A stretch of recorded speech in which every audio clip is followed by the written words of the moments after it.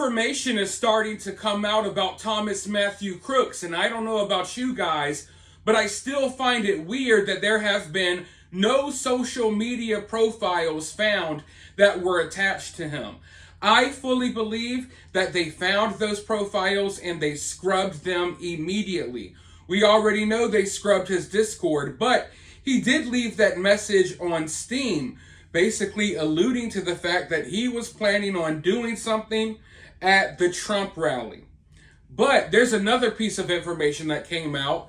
And listen, everyone's caught up in the confusion. Everyone's caught up in the hype and drama. And I get it. But we have to pay attention to every single piece of information that comes out. And what came out last night is that Thomas, he didn't just have a cell phone on him, he had a different cell phone at home with only 27 contacts in the phone. Now, Thomas doesn't strike me as the popular type. Okay, so 27 contacts in his phone, maybe there's nothing odd about that. But there is something odd about this guy having two cell phones. I mean, if you're this outcast that's bullied, do you really need two cell phones? Hell, you hardly need one. How many friends do you have? Yet he has a different cell phone at home. And now investigators are going through that cell phone, going through the contact list, and they're trying to contact everyone and schedule interviews with everyone in his phone. So if you are part of Thomas's contact list, the FBI is going to show up at your house soon. At least that's what they're telling us. But we also know that he had encrypted communications. So it seems as if he was going out his way to communicate with people, making sure that whatever communications they had didn't get out there. Why would he be having these encrypted conversations? Now, I've seen one person say, well, maybe he's on Facebook, maybe he's on Messenger having encrypted conversations.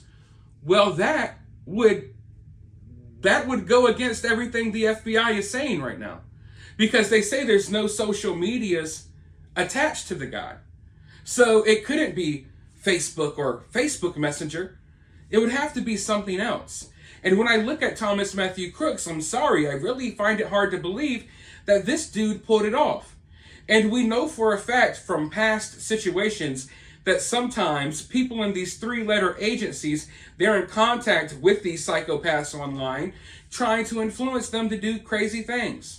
But I want to go ahead and roll this news clip. Let's find out a little bit more about everything that's going on here, and then I'll be right back with more thoughts.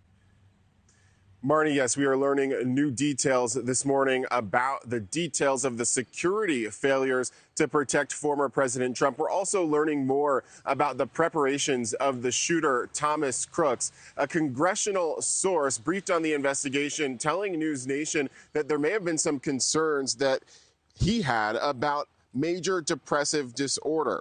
In a congressional briefing, the FBI and Secret Service said Crooks was identified as a possible threat an hour before he fired the shots. He was spotted by law enforcement again 20 minutes before the shooting, looking through a rangefinder. That's a tool that hunters often use to measure distance. He also brought multiple loaded magazines, and investigators found a bulletproof vest and explosive in his car. They say that he used encrypted communications, also that he searched online to study bullet trajectory. There are also several reports, Marnie, that the shooter searched for both images of former President Donald Trump and President Biden, and also searched out information about Trump's events and the Democratic National Convention. Marnie, I should also note, you started the segment with that anger at the Secret Service Director, Kim Cheadle. There are growing calls for her to resign, including many lawmakers. She has said in interviews that she doesn't plan to go anywhere. We'll see if that changes. Marnie? She can withstand that pressure as more of these details unravel. Yet to be seen. Evan, meantime, I've thought so much, and I would imagine a lot of people have, about the family of the firefighter who was killed, who was there as a Trump supporter in the stands. I know that the community preparing today to say goodbye to him, now being hailed a hero. Yeah, Marnie, we understand that today there is a visitation for that 50-year-old father of two, Corey Comparator. He was, it seems, a lifelong servant to his community. He was a volunteer firefighter, also served in the Army Reserves. And over the week, there have been some remembrances for him. Last night, there was a vigil. There's also been several memorials, so you know that his family members, his loved ones, of course, are grieving his loss, but so is the community at large as well. He is expected, we're learning, to have a private funeral and burial, and that's supposed to happen on Friday. Now, there's a lot of reports from people who were at the Trump rally who say there were multiple suspects. There was another gunman on the water tower.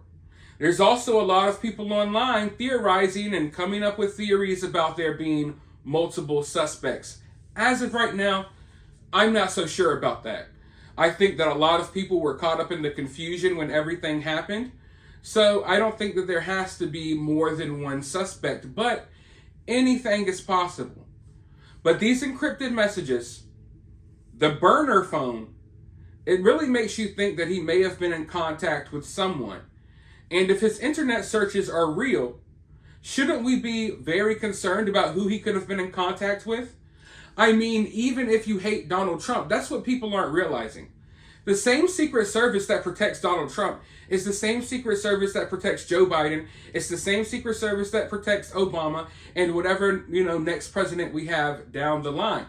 And if he's really searching things like the Democratic National Convention, and he's possibly plotting on other, political conventions and things like that, shouldn't we be worried about who he's in contact with? Was he going to go try to take out Trump and he's in contact with someone that's going to take out another politician or try to? Those are questions that we need to ask. But unfortunately, right now, like I said earlier, in all of the confusion, all of these details that are coming out, some things are just being glossed over. Everyone's angry at the Secret Service director and stuff like that, and I get it. But let's not let these little details fly past us, because either there's something to these details or we're being lied to. Like I said earlier, these encrypted communications, that really sounds concerning to me, especially because they said that he has no social media.